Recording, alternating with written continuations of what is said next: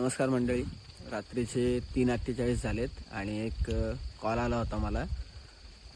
मी दिवसभरामध्ये कितीही call avoid करू शकतो, केलेले पण आहेत. पण रात्रीचे कॉल मी अजिबात अवॉइड करत नाही, कारण की रात्रीचे कॉल म्हणजे कोणीतरी खरोखर इमर्जन्सीत असेल. दिवसाही असू शकतात, पण दिवसा ऑप्शनला खूप लोक आहेत, पण रात्री मला माहिती आहे ऑप्शनला कोणी नसतं आहे. त्यामुळे रात्रीचे किती वाजले तरी तुम्ही मला डायरेक्टली कॉल करू शकतायत. आता 3:48 झालेले आहेत. मुरबाडच्या हॉस्पिटलमधनं कॉल आलेला आहे. एक्सपेक्टेड होतं की बाईट केस असेल, पण चांगली गोष्ट आहे की बाईट नाही आहे. पण तरी तिथे यमदूत आहे, मण्यार आहे. आणि थोडंसं गडबड अशी की माझ्याकडे स्टिक नाही आणि बॅग पण नाही आहे.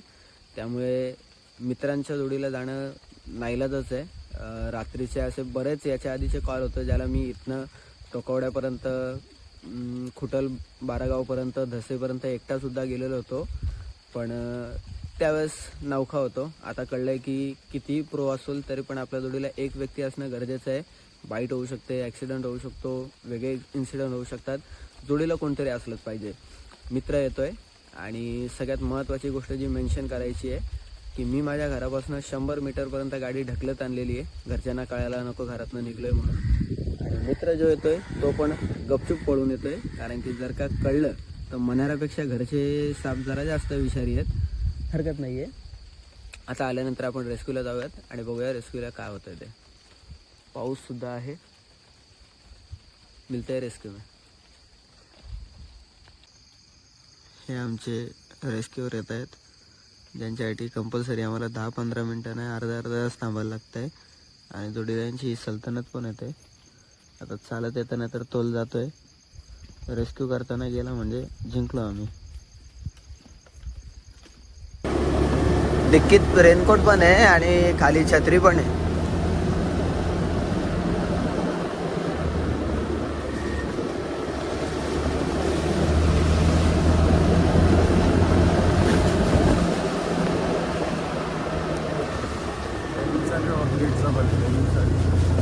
नाही, क्रेटचे कॉल आहेत. एक्सपेक्टेशननुसार आहे साईज चांगलीच आहे. इथपर्यंत वाटतं, इथपर्यंत फोटोमध्ये साईज लवकर कळत नाही.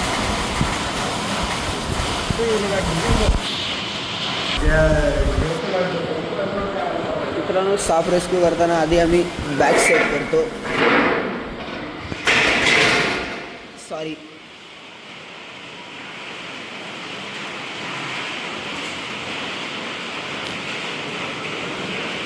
साईज दिसते, चांगली दिसते थोडी.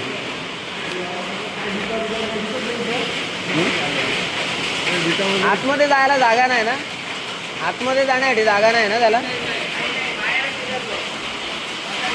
तेल कॅच करायला लागणार आहे तुला.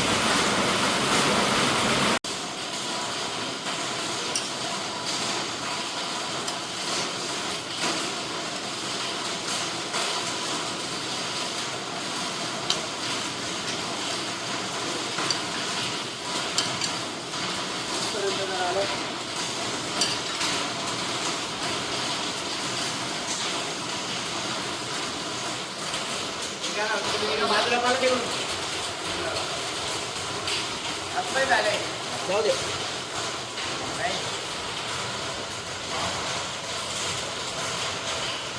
जाऊ दे का स्वतःहून हात लावायचा. जाऊ दे, जाता समजा पण तो कुठं आहे गॅरंटी स्वतःहून चाललायचं. ग्रेट आहे आवाज.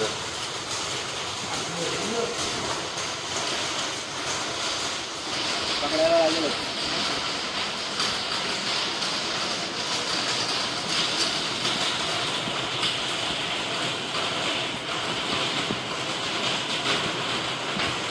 राहणार नाही अजून. अरे तो क्रेट आहे.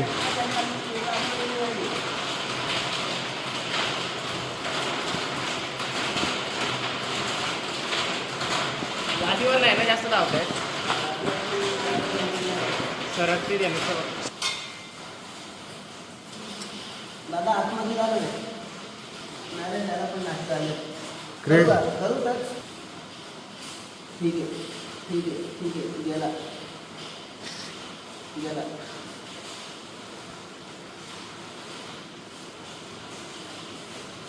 फक्त बाबू मागे नको येऊ आता परत.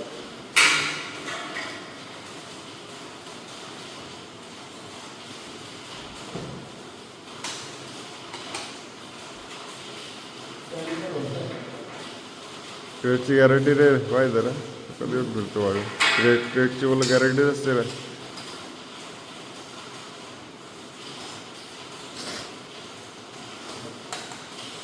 अजून त्याची बॉडी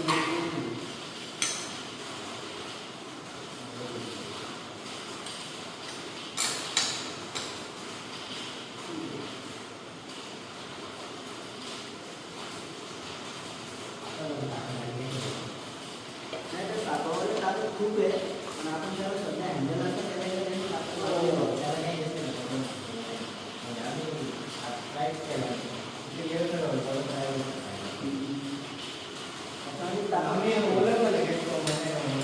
मुरबाड सरकारी दवाखाना येथे एक मनेर रेस्क्यू केलेला आहे आणि आपण आता उगल्यालीच्याच जवळ आहोत जिथे याला सोडायला आलेलो आहोत.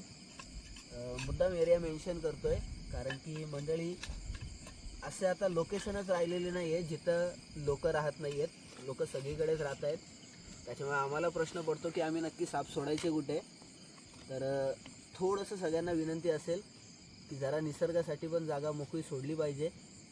आणि जर का ते आपल्याला करायला जमत नाही आहेत तर आपली घरं तरी एवढी सिक्युअर्ड करा की घराच्या जवळ आलेला साप घरामध्ये नाही शिरला पाहिजे. बाकी साईज खूप चांगली आहे.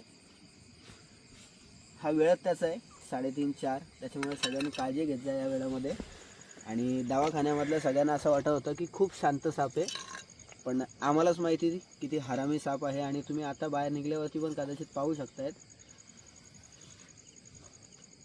रेस्क्यूच्या बाबतीत कौतुकच करता येईल सगळ्यांचे की आपण मण्यारसारखा साप रेस्क्यू करताना त्याला हात लावलेला नाही आहे. खूप चुलबुळ्या साप असतो. साईज बघू शकतायत खूप चांगली आहे. 4.5 किंवा 4 फुटाच्या आसपास साईज असेल.